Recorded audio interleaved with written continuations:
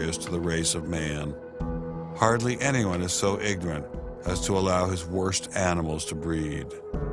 Charles Darwin, The Descent of Man, 1871.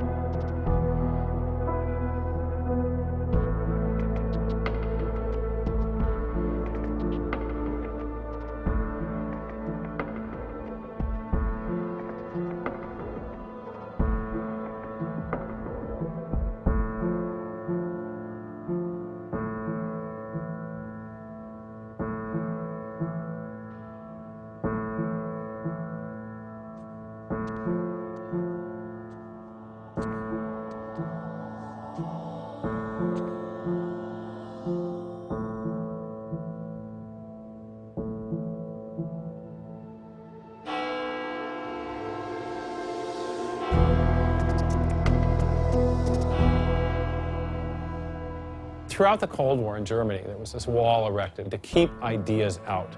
It was erected by people who held an ideology, that were afraid of a competition from other ideas that would come into their society. And what we're seeing happening in science today is very much like that.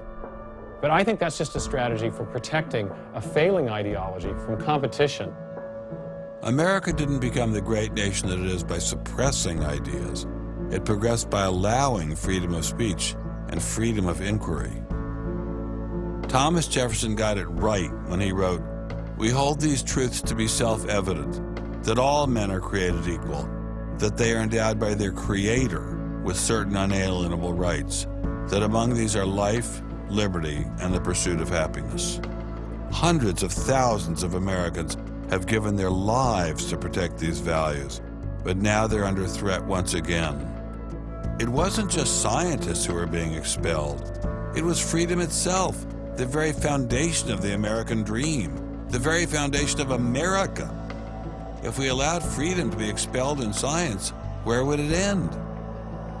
The Darwinian establishment is so massive and so entrenched, it appears impenetrable. I couldn't bring it down myself, but I could at least confront those who had expelled the scientists I'd met.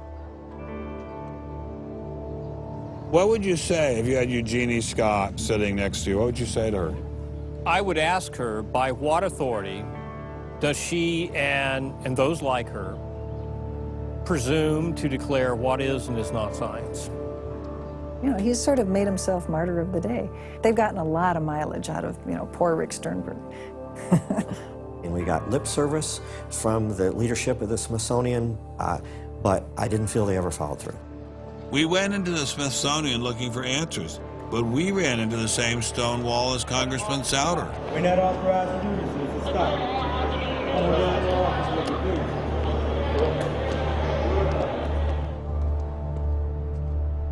please. He said, nonetheless, you have to be disciplined, and I lost my job. We did get an interview with a spokesman from George Mason, but it was impossible to knock him off his script. Her contract was not renewed.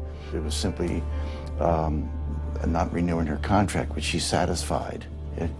Her contract was not renewed, had nothing to do with the controversy of that topic of intelligent design. I have never been treated like this in my about 30 years in academia. We received a similar reception at Baylor University. They refused to admit that what had happened to Dr. Marks had anything to do with ID. Certainly the conversations I've had This has not, the intelligent design situation has not been the thrust of the conversation. It's a procedural issue, and that's the way we dealt with it. Funny, that's not how Dean Kelly put things in his original email to Dr. Marks.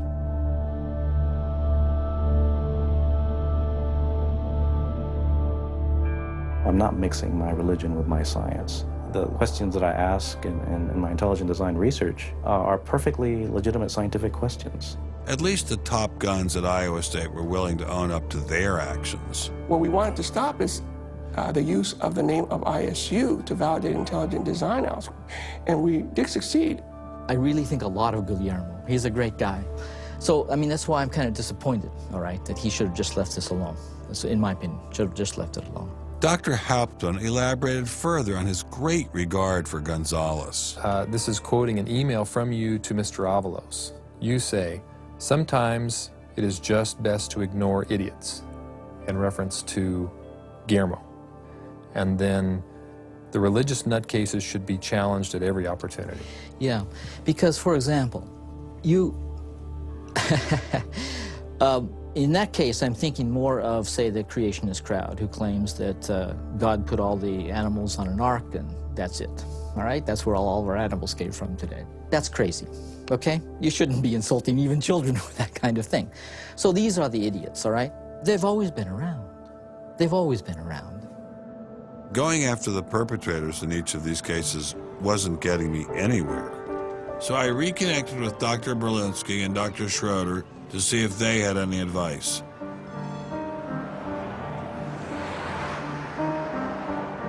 There's a boundary to what science will accept right now. I think the parallel is exactly this wall coming down. Ask any Berliner from the east side what it meant to have the wall come down. If it is possible to make a break in the wall that will allow academia to ask these fundamental questions that exist and allow them in the science classrooms as well. It'd be nice to see the scientific establishment lose some of its prestige and power. It'd be nice to see other questions being opened up. Above all, it'd be nice to have a real spirit of self-criticism penetrating the sciences. What can I do to bring down the wall? Is there anything I can do? Make it apparent to the world that a wall exists. There are vast numbers of persons who talk about academic freedom. And there is academic freedom as long as you're on the correct side of the wall. But if you're on the wrong side of the wall, as we mentioned a few moments ago, you lose tenure, and that's a given. I took Dr. Schroeder's words to heart. Obviously, I couldn't take down the wall myself, but I could confront one of its modern architects.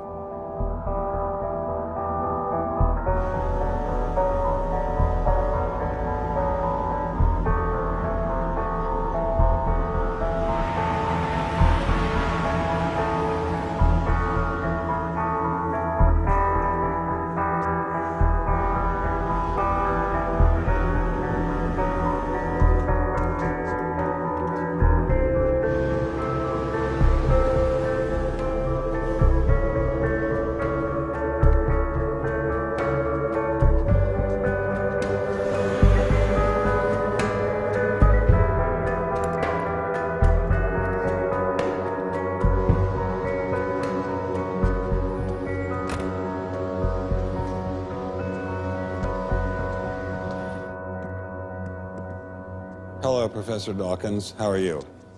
I'm Ben Stein. I'm so sorry to keep you waiting. How are you? Fine, thank you. You have written that God is a psychotic delinquent invented by mad, deluded people. No, I didn't say quite that. I said something rather better than that. Oh, well, please tell us what you said. Please tell us what you said. Well, I would have to read it from the book. No, please.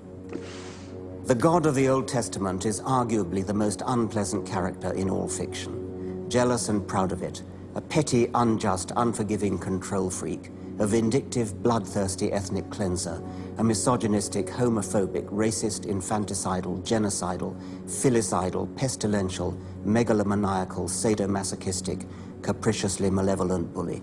So that's what you think of God? Yeah. How about if people believed in a God of infinite lovingness and kindness and forgiveness and generosity, sort of like the modern day God.